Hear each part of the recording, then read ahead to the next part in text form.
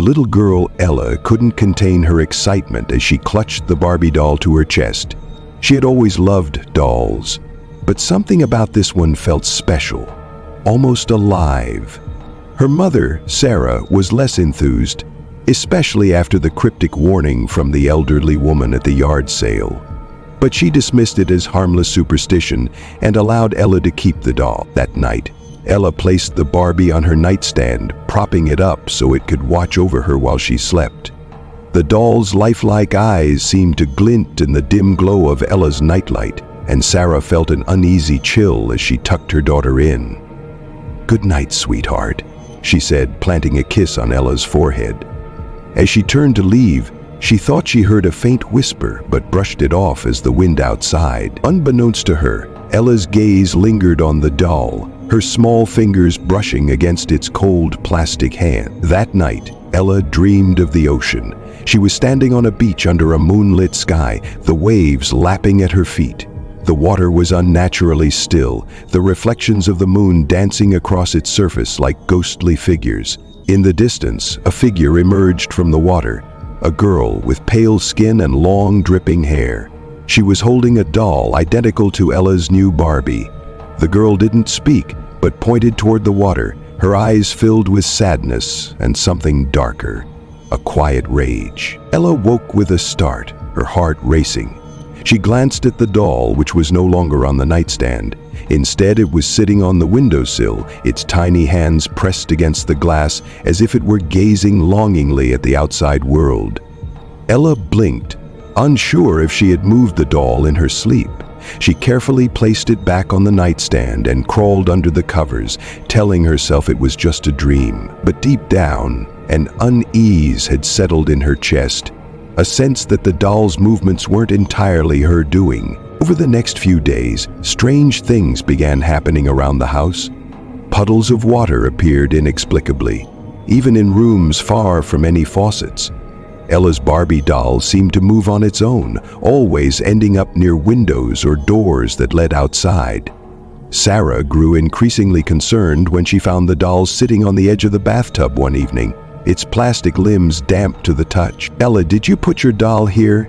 Sarah asked, trying to keep her voice calm. Ella shook her head, her wide eyes innocent. "No, Mommy, she likes water. She told me so." Sarah's blood ran cold. "What do you mean she told you?" Ella shrugged, as if it were the most normal thing in the world. "In my dreams. She says she misses the ocean. She's lonely." Sarah's throat tightened. She picked up the doll, examining it closely. It looked like an ordinary Barbie, but its eyes seemed too glassy, too lifelike, almost as if they held a secret of their own. Sarah decided to put it away for the night, tucking it into a box in the closet. But as she closed the door, she could have sworn she heard a faint sound, like the distant crash of waves. Alarmed, Sarah decided to do some digging. She remembered the elderly woman's warning and began searching for any information about the doll's origins. Late one night, while Ella slept, Sarah stumbled upon a forum discussing cursed objects. Her heart sank as she read about a Barbie doll tied to the legend of Lila, a girl who had drowned decades ago.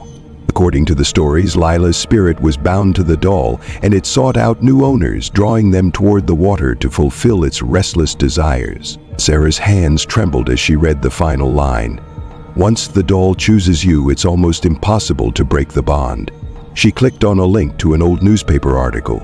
The headline read, "Local girl disappears after taking doll to beach."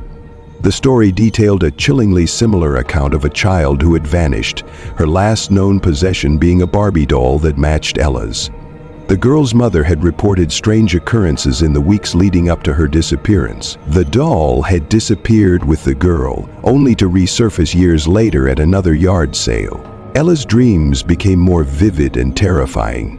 She now saw herself walking into the ocean, the waves pulling her deeper and deeper while the pale girl watched from the shore.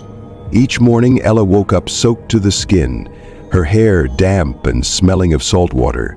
Sarah began locking all the doors and windows at night, terrified that Ella might sleepwalk into danger. One evening, after putting Ella to bed, Sarah heard the sound of running water. She rushed to the bathroom to find the sink overflowing, the faucet turned on full blast. The Barbie doll was sitting on the counter, its tiny feet submerged in the water. Sarah grabbed the doll and threw it into a box, locking it in the basement. But deep down, she knew it wouldn't stay there for long. The nights grew longer and more oppressive. Ella began speaking in her sleep, muttering fragments of conversations that Sarah couldn't decipher. One night, she heard Ella whisper, "She's waiting for me," over and over again. The following night, Sarah woke to find Ella's bed empty. Panic surged through her as she ran through the house, calling her daughter's name. The front door was wide open and wet footprints trailed down the steps toward the street. Grabbing a flashlight, Sarah followed the trail, her heart pounding with every step. The footprints led her to the beach. The night was eerily quiet, the only sound the gentle lapping of waves. In the distance, she saw Ella standing at the water's edge, the Barbie doll clutched tightly in her hands. The ocean seemed to shimmer unnaturally, its surface glowing with an eerie light. "Ella!" Sarah screamed, running toward her daughter. But as she got closer, she felt an invisible force pushing her back, the air thick and oppressive. Ella turned to look at her, her eyes glassy and distant, as if she were in a trance. "She's waiting for me, Mommy," Ella said softly. "She says it's my turn. She says she'll make me her friend." "No!" Sarah shouted, fighting against the invisible barrier. "Ella, drop the doll and come back to me." For a moment, Ella hesitated, but then the waves surged forward, a massive wall of water rising unnaturally high. The pale girl from Ella's dreams emerged from the surf, her eyes locked on the child. She reached out a hand, beckoning Ella to join her. Desperate, Sarah grabbed a piece of driftwood and hurled it at the doll. It struck the Barbie, knocking it into the water. The pale girl let out an unearthly scream as the doll sank beneath the waves and the force holding Sarah back vanished. She ran to Ella, scooping her up and sprinting away from the shore as the ocean roared behind them. In the days that followed, Sarah and Ella tried to return to normal, but the experience left them shaken. They avoided the beach, and Sarah made sure to keep a close eye on her daughter. One afternoon, while tidying the house, Sarah found a small seashell on Ella's nightstand. She froze, her heart pounding as she realized it wasn't something they had brought home. Somewhere, far away, the doll had resurfaced, and once again, it waited for its next collector.